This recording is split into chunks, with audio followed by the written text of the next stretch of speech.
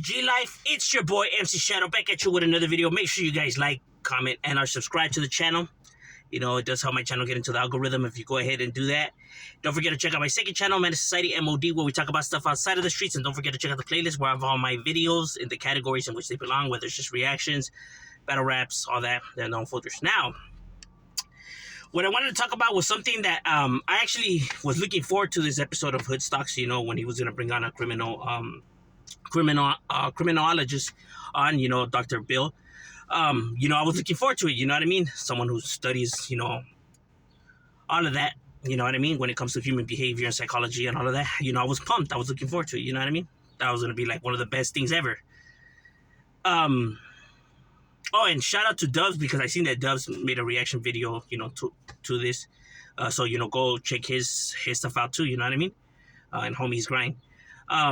And I know when people talk about Hood Stocks, you know, I get a lot of people telling me, nah, I don't watch him, he's biased, or he's short-tempered, or he's woo. The reason why I don't, you know, side with these people, whatever, is Lucky's human, bro. He's a human being, homie. All us humans have faults, you know what I mean? It's what makes us human, you know what I mean? No one's perfect out there, you know? Lucky is just simply him. He's not pretending to be somebody. He's not pretending to this, and that. Lucky is simply expressing himself on how he truly feels, and I can't be mad at the individual for that. I can only respect that, you know? He's not trying to manipulate. He's only expressing how he truly sees and feels about scenarios. So, you know, maybe it may not be the best and stuff like that to certain people and stuff like that, but I respect his honesty and realness, you know what I mean? It is what it is. Now, people could call it hypocrisy and stuff like that. Like I said, bro, we all have faults. Even I myself, you know, have faults, you know, and I have, you know, came out with some hypocrisy myself, you know what I mean? It's what makes us, you know. We're not perfect. So, you know, when he came out with this one, I was pumped and ready for it, you know, because, you know, I watch Hood Stocks, you know, so go subscribe to Hood Stocks if you guys are interested in watching some interesting content. He does interviews. Now, as soon as the interview started or whatever, like within the first 7 minutes, I kind of realized this was not going to be the type of interview that I was expecting or hoping for. As soon as Dr. Bill said, I've been studying this for 30 years, you know, trying to find out why, and I'm still, you know, asking why. That sentence itself already did it in for me. That in the sentence itself was like, that is very interesting to say for a doctor, you know what I mean? That already showed that he was going to be biased. It already showed you know, showed a lot of red flags, you know, when it comes to criminologists, right? They don't speak in those type of behaviors, which came off, you know, awfully odd, that the way he was speaking, right? The certain things he was saying and discussing on why he went into the field and all of that, it just left me scratching my heads, and, you know, like, that's odd, you know, it showed a whole lot of arrogance, a whole lot of bias. It clearly showed that he was there to just tell these guys what they're doing, that they're idiots, and, you know, and etc., right? Which is not how someone who's a criminologist speaks. And trust me, I should know. But you don't have to take my word for it. You go study it yourself, right? Go look it up yourself, educate yourself on the subject and stuff like that, right? Now, when it comes to, you know, Lucky, you know, he ended up, you know, they were debating, right, giving their points of views, right, and it escalated, and he had to shut down and end it, right? Which, you know, if the homie's channel, he could do whatever he wants, you know what I mean? Because the individual wasn't there to debate either, right? He was pretty much going there to pretty much tell it from his side, and he didn't want to hear nobody's argument, which is the opposite of what a criminologist would like to do. A criminologist would like to debate, hear you out, and take people's opinions and, you know, maybe their criticism of themselves into consideration, right? Not just, you know, completely, you know, bashing them, or just, you know, reflecting the conversation and all that. So all of this behavior was awfully strange, you know, for me to, you know, to witness, you know, in itself. I have never seen nothing like that before. But I mean, everyone's different, right? And experience it speaks for itself, right? A lot of people want to claim, which no criminologist, at least that I have ever witnessed, has ever done that, has ever came and try to say that they know more, or what they're saying is actual facts compared to what these individuals have lived and went through themselves, right? Each criminologists understand that each individual person is different, and each individual's case, which meaning gang members, is different. They're not all united as one, big whole. You have to get to understand each and every single gang member and their obstacles in order to get an idea, right? It's not all connected like how people think that it is, right? Even though they share similarities and their events in their childhood that have maybe brought them across the same road, each individual's case is different, so they wouldn't treat it as all as one. First of all, off the bat, the fact that he tried to treat it all as one off the bat, it set off a lot of red flags, and a lot of like, nah, and someone who knows at least the subject and stuff like that, they understand what I'm talking about. They understand that no doctor will come on there and try to play it off like it's one whole thing, right? Right, you would have to get to know Lucky. He's the guy who was speaking that was there, who had did all that time, who was Lucky's camarada.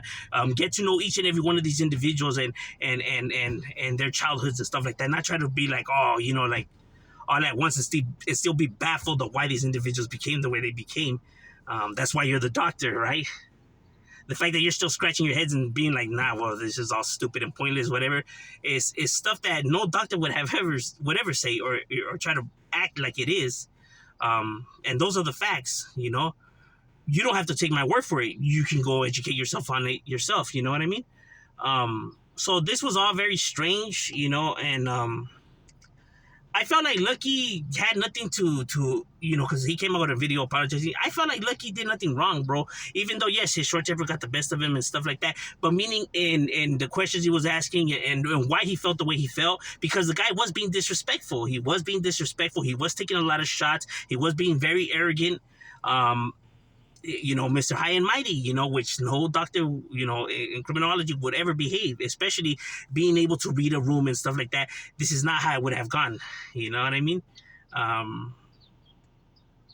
I'm curious to now see, where the doctor works at and where he teaches and stuff like that. I'm curious to now probably enroll in one of his classes just to get the overall feel of what he's, teaching. Because it's very strange, the way he conducted himself.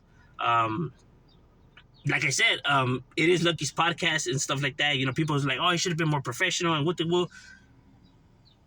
Yeah, all valid points, but at the end of the day, it's his podcast. He can do whatever he chooses, you know what I mean?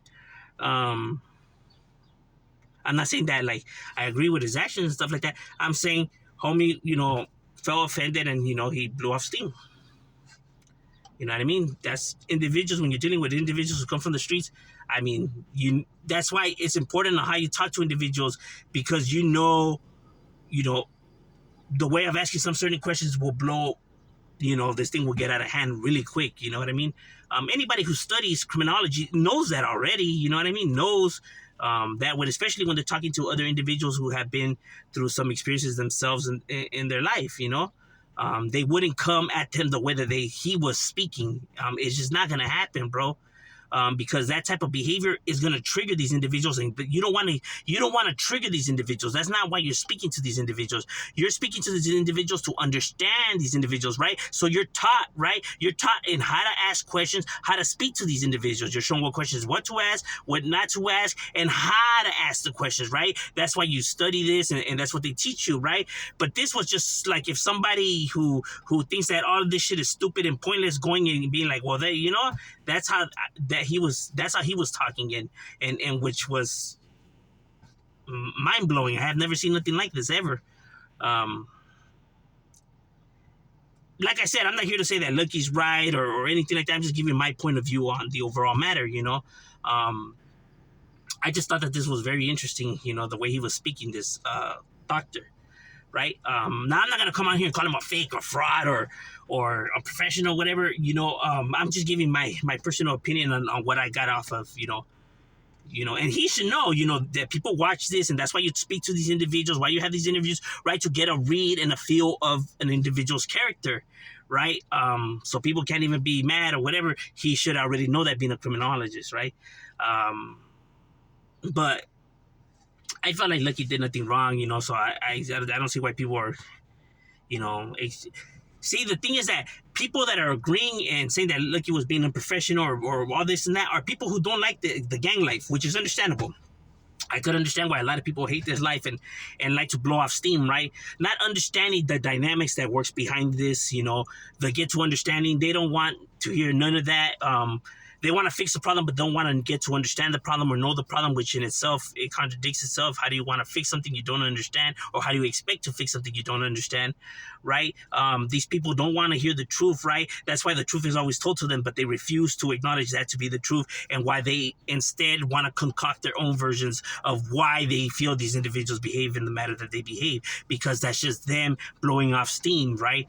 Them just, wanting it their way, right? And not wanting to accept the actual facts, they're not there to actually hear these individuals. They're just there to state, what they want to say and blow off steam, right? Behave in the same manner in which these individuals behave, right? They don't like these individuals in the way because of how they behave, but yet they behave in the same manner as them, which in itself is ridiculous, right? But overall, that's just my opinion on the episode, on what I gotta feel. I feel like Lucky did nothing wrong. He felt disrespected because the individual was being disrespectful. At least from at least from my experiences, no doctor I have ever seen ever speak like that. It was awfully odd. But overall, it was an interesting episode, that's without a doubt. But that's overall my opinion on the matter, because I was asked by, shouldn't know my subscribers, because they know, how I'm interested in all of this and love all of this. I love educating myself in all of this. Overall, what did I get off of this video? And yeah, I mean, that was sure an interesting way of a criminologist to go about an interview, that's for sure. But what did you guys think? Leave it in the comments. If Shadow, we out.